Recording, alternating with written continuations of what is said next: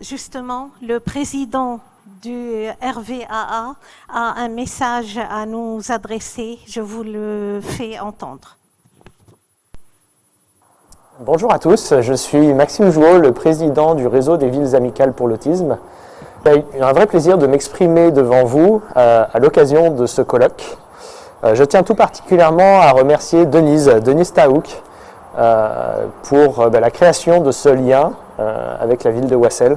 Je reconnais vraiment son implication et le rôle qu'elle joue déjà pour notre association. Et du coup, je tiens à remercier dans la foulée Monsieur le maire, Stéphane Barré, sa première adjointe aussi, Séverine Bott, pour déjà l'envie, l'engouement que vous présentez au réseau des villes amicales pour l'autisme. Le réseau des villes amicales pour l'autisme, c'est une initiative que nous avons créée, plusieurs chefs d'entreprise et moi, pour agiter les territoires, pour former les populations, former les élus à la neurodiversité, à la différence, à apprendre ce qu'est l'autisme. Et c'est grâce à ces initiatives territoriales que l'on arrive à faire bouger et à faire changer les mentalités. Je tiens à remercier la ville de Wassel pour déjà tout le boulot qui a déjà été accompli. Ce colloque en est le parfait exemple. Et du coup, je tiens à remercier les élus, les agents municipaux et tous ceux qui auront un rôle à jouer et qui ont déjà un rôle à jouer dans cette acculturation à la neurodiversité. Je remercie aussi chaleureusement Joseph Chauvanec, le parrain de notre association, qu'on est toujours très fiers de côtoyer et qui continue d'œuvrer à nos côtés. En tout cas, bon salon à lui aussi. Je vous souhaite à tous un excellent colloque. N'hésitez pas à passer sur le stand du réseau des villes amicales pour l'autisme. On aura un vrai plaisir à discuter avec vous. Effectivement, Pascaline Frionnet était présente depuis ce matin au stand des réseaux des villes amicales pour l'autisme. Alors, elle va nous présenter le réseau en quelques mots. Bienvenue Pascaline. Oui, alors je vais commencer avec deux citations. La première, c'est une citation de Joseph Chauvanec qui dit que ce qui est ouvert aux personnes autistes profite à tous.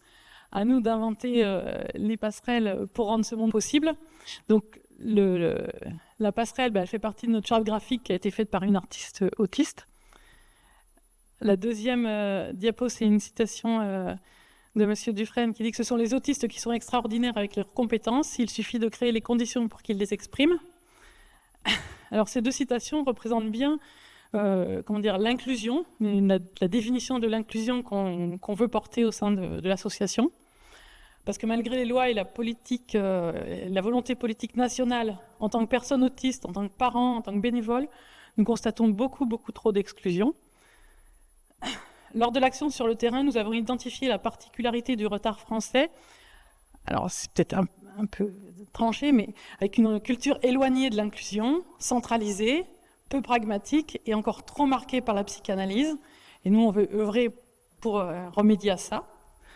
Donc, sur le terrain, on a vu que la bonne échelle pour rendre un monde plus inclusif et pour un changement culturel, c'était la commune. Donc, c'est pour ça qu'on s'adresse aux communes et qu'on demande la mobilisation des communes. C'est sur elles qu'on compte.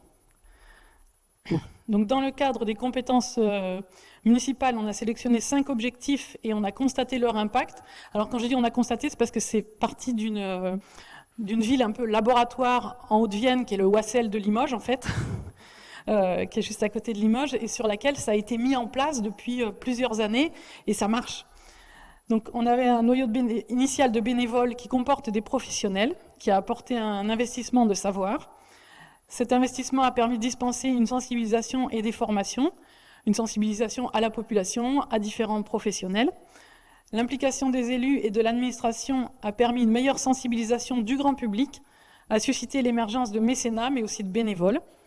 Des formations ont permis à ces bénévoles d'être des acteurs dans la prévention du harcèlement dans les écoles primaires, dans lesquelles on intervient tous les ans dans toutes les classes de la commune en question et des communes membres du réseau RVA.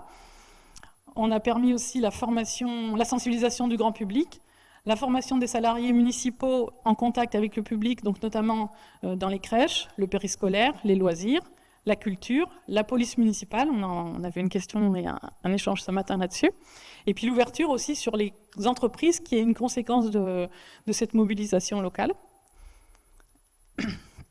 Donc l'extension à partir d'une petite ville de Haute-Vienne qui a été à l'origine de la création du réseau en 2022, mais elle s'est concrétisée avec un élargissement à la moitié du département en gros de la Haute-Vienne, et dont la communauté urbaine de Limoges, la ville de Limoges elle-même, et puis une partie d'extension aussi qui se fait à l'extérieur du département, avec 3 villes hors département qui en font partie, dont Oissel, parce que effectivement il y a eu des relais médiatiques, il y a eu des relais par Joseph Chovanec, notre parrain, qu'on remercie, qui croit à cet engagement citoyen. Et donc les contacts se ramifient, les partenariats entre les mairies, les bénévoles locaux et RVA se révèlent fructueux, parce que finalement tout le monde a y gagné à travailler ensemble, et à y gagner pour le bien-être des personnes autistes, de leurs familles, et puis de toute la communauté que représente la commune dans laquelle tous les autistes vivent. Voilà, et donc on était parti, on dit que l'innovation naît de rupture.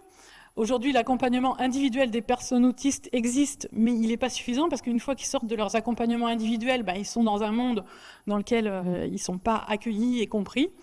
Donc leur inclusion demande une adaptation de leur milieu de vie, et c'est pour ça que RVA accompagne les communes sur la voie de l'inclusion.